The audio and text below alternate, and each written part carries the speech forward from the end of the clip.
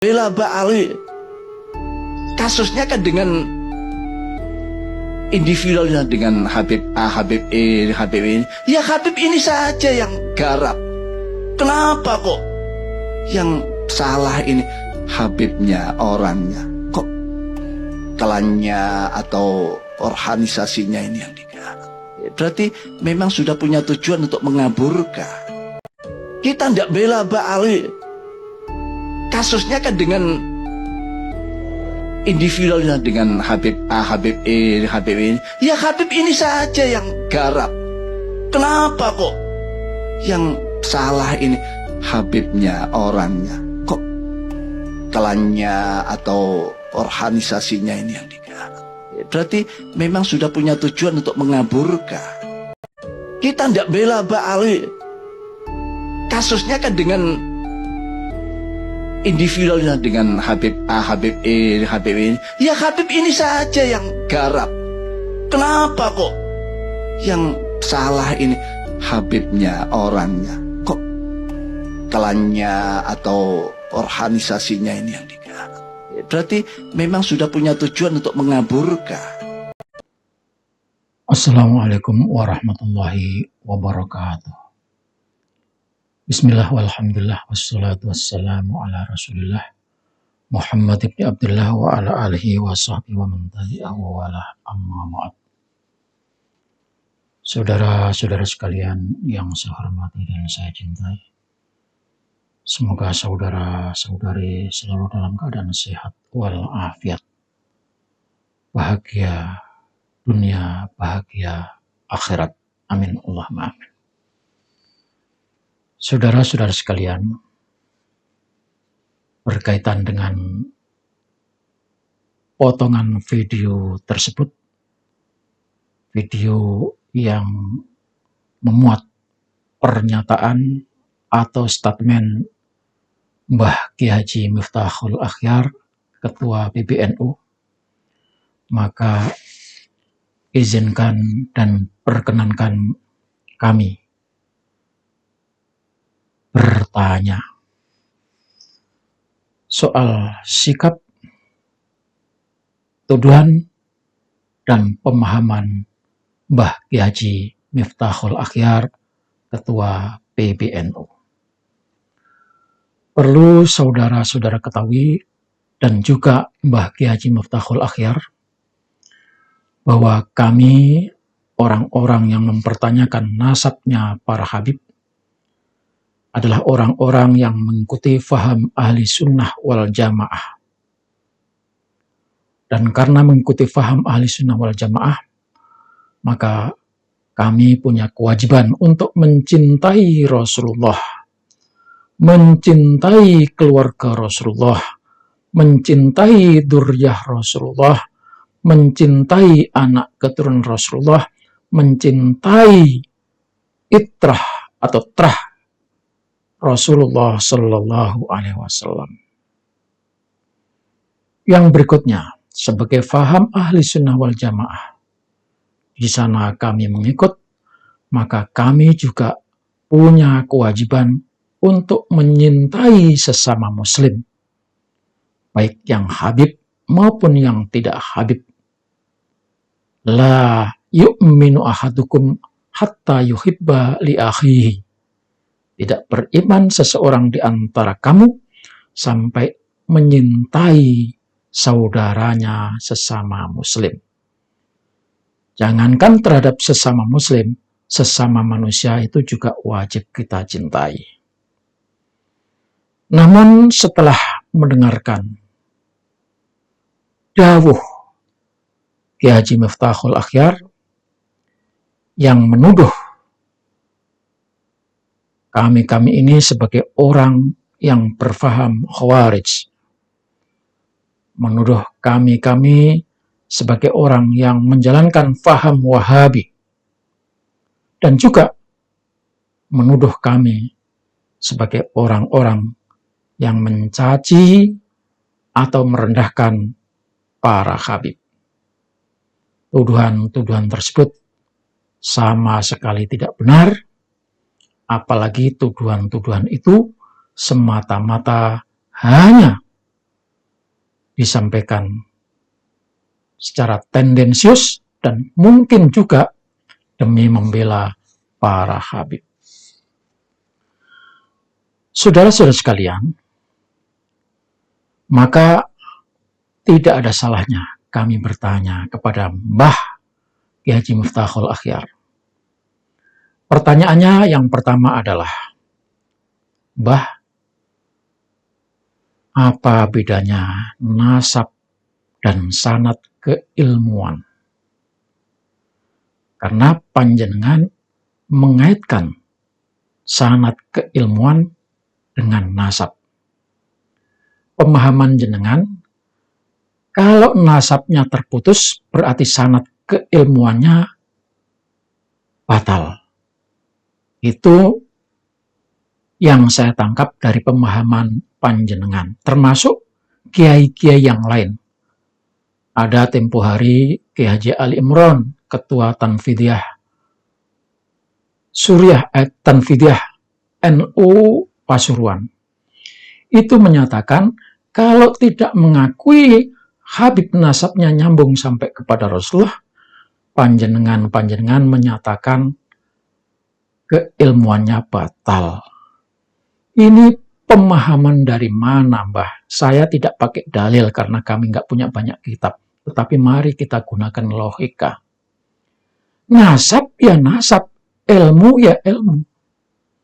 Kalau panjenengan misalnya dulu belajar dengan kiai yang bapaknya bajingan, nasabnya tidak jelas. Apakah ilmu panjenengan tidak nyambung sanadnya? Tentu tidak. Tentu tidak. Karena ilmu beda dengan nasab. Nasab itu kajiannya adalah ilmu dunia, bukan ilmu sanad. Kalau sanad mesti diterapkan dalam nasab, maka saya bertanya, adakah universitas yang mengajarkan jurusan sanad, jurusan nasab, ilmu nasab? Jadi pakai logika, Mbah, beda ilmu dan nasab. Ilmu didapat dari siapa saja, tak terbatas. Apakah dia punya nasab, gurunya itu punya nasab sampai kepada Rasulullah atau tidak sampai kepada Rasulullah, ilmunya tetap nyambung selama dia berguru dengan gurunya. Itu yang pertama. Jadi menurut saya pemahaman jenengan mesti diluruskan. Ini termasuk kiai-kiai. Karena selalu itu dijadikan dalil dan alasan. Kalau nasabnya putus, berarti sanad keilmuannya putus. Kalau nasabnya putus, tidak mengakui, berarti tidak mengakui juga keilmuan yang disampaikan oleh gurunya. Yang kedua, Mbah, kami bertanya, apakah orang yang menanyakan kebenaran nasab habaib itu berdosa? Sementara saya punya keyakinan, dzurriyyah Rasulullah, anak cucu Rasulullah harus dihormati, tetapi ketika saya ragu-ragu untuk menghormati dan memuliakan orang kalau dia cucu Rasulullah, lalu saya bertanya, apakah itu dosa? Sementara yang kita lakukan ini adalah mengusut. Sebab apa? Kalau tidak benar, berarti orang-orang itu mengaku-ngaku dan membajak. Dan kita haram mengakui mereka sebagai cucu Rasulullah karena bukan cucu Rasulullah. Jadi kalau misalnya Habib-Habib itu kita tanyakan, buktinya mana? Apakah pertanyaan saya ini dosa? Kalau dosa, tolong dicarikan dalilnya, karena ini bukan masalah akidah. Sebab kalau akidah, dalilnya harus jelas. Keimanan harus berdalil. Tidak boleh keimanan hanya ngarang-ngarang. Percaya Habib bukan ketua Rasulullah, tidak keluar dari keimanan. Karena tidak ada dasar dan dalil. yang menjelaskan Habib itu keturunan Rasulullah. Yang ketiga, Mbah, tidak dipungkiri bahwa Habib-Habib di Indonesia semuanya mengaku keturunan Rasulullah dari datuk yang bernama Ubaidillah. Apakah salah jika kami menyatakan kalau Habib-Habib itu bukan keturunan Rasulullah? Karena kami punya bukti. Kami telusuri, ternyata Ubaidillah itu tokoh fiktif cerita dalam dongeng. Tolong, kalau Mbah bisa menjelaskan Ubaidillah itu siapa? Dalilnya mana? Buktinya apa? Maka kami akan taslim. Mbah jangan ngarang-ngarang. Jangan hanya gunakan kitab tahun 1300 Hijriah. 550 tahun loh, Mbah. Sampean harus bisa membuktikan. Kalau sampean mengakui Ubaidillah yang menjadi datuknya para Habib itu nyambung sampai kepada Rasulullah. Kalau panjenengan tidak bisa membuktikan, karena semuanya harus pakai bukti, punya dalil, maka panjenengan juga harus bertanggung jawab. Ngaku-ngaku orang yang bukan cucu Rasulullah, panjenengan akui sebagai cucu Rasulullah. Buktikan dong, Mbah. Yang berikutnya, Mbah, pertanyaan saya. Panjenengan ngendiko, kalau mau usutlah oknum Habib yang jahat, yang kurang ajar, yang ngacau, yang omongannya tak jelas itu, bahkan menjelek-jelekan umat, menjelek-jelekan kiai. Itu yang panjenengan minta untuk diusut. Lalu panjenengan sebut, jangan dong disamakan Habib-Habib yang lain di bawah-bawah. Kan begitu jenengan ngomongnya. Jadi kalau ada yang satu jahat, jangan yang lain-lainnya di bawah-bawah. Itu kan gantikan panjenengan. Maka di sini kami bertanya, apa bedanya, Mbah? Habib yang kurang ajar dengan Habib yang soleh. Dalam Islam, orang yang soleh mesti mengingatkan yang jahat. Habib yang baik mesti membetulkan Habib yang tidak baik. Selama ini Habib-Habib yang soleh itu diam, tidak menegur, tidak mengingatkan kepada Habib yang kurang ajar. Kami di luar Habib sudah berteriak-teriak mengingatkan mereka yang jahat, yang kurang ajar itu. Tapi tidak ada dayanya. Dan Habib, konon katanya, hanya bisa menerima nasihat dari Habib juga. Konon katanya Habib yang jahat hanya bisa disadarkan oleh Habib sesama Habib. Tetapi kami tidak melihat ada Habib-Habib yang meluruskan, yang menegur, yang mengingatkan Habib-Habib yang kurang ajar itu. Bahkan dulu kami juga sudah mengakui, sudah menyatakan, kalau Habib yang lurus, biarlah diajar oleh Habib-Habib yang soleh. Tapi nyatanya mereka diam. Wattaqu fitnatan la tusibannal ladzina dzalamu minkum khassah. Habib-habib yang soleh pasti akan terbawa karena membiarkan Habib-habib jahat kurang ajar itu. Kami juga bertanya kepada Mbak Kiai Miftahullah,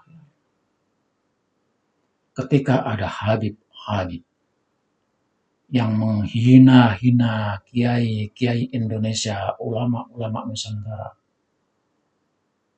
ketika ada Habib-habib mempersekusi kiai-kiai ulama Indonesia, ketika ada Habib-habib bukan saja mempersekusi, tetapi melaporkan kepada polisi warga masyarakat yang dizalimi, yang berjalan, misalnya yang terjadi di Bogor, hanya karena mengkritik, lalu dilaporkan ke polisi. Panjenengan itu di mana posisinya? Sampai dengar atau tidak? Lagi pula, kalau sudah menyangkut nasab keturunan, maka sampean juga harus sadar. Kalau Habib yang jahat kita cari nasabnya tidak nyambung sampai kepada Rasulullah, maka sama juga Habib-Habib yang soleh juga tidak nyambung. Karena semua Habib itu satu klan keturunan Ubadillah. Ketika Bahar Smith diteliti misalnya, ketika Habib Rizik diteliti misalnya, tidak nyambung kepada Rasulullah, Al-Atas sudah ketahuan, maka Habib-Habib yang soleh pun tetap tidak nyambung kepada Rasulullah. Jadi ketika kita sudah mengusut, kalau Habib bukan keturunan Rasulullah, maka secara keseluruhan harus menerima Habib yang soleh pun juga sama, bukan keturunan Rasulullah. Jadi, tolong digunakan logikanya. Soal ada yang menghina-hina, itu bukan dari kami, itu adalah akibat karena kekurang ajaran Habib, maka Habib yang lain juga akan kena. Tapi prinsipnya kami tidak pernah menghina, tidak pernah mencaci, cuma mereka saja yang memframing dan panjenengan saja yang ikut terbawa oleh mereka. Jadi tolong seperti apa sikap jenengan? Kalau jenengan membela, adu data, adu bukti. Kalau jenengan nggak punya bukti, nggak punya data, sudah mendingan netral saja atau diam saja. Kecuali kalau panjenengan ada perjanjian, wallahu a'lam. Demikian. Dan terima kasih. Mohon maaf. Ini hanya pertanyaan yang memang perlu mendapatkan jawaban.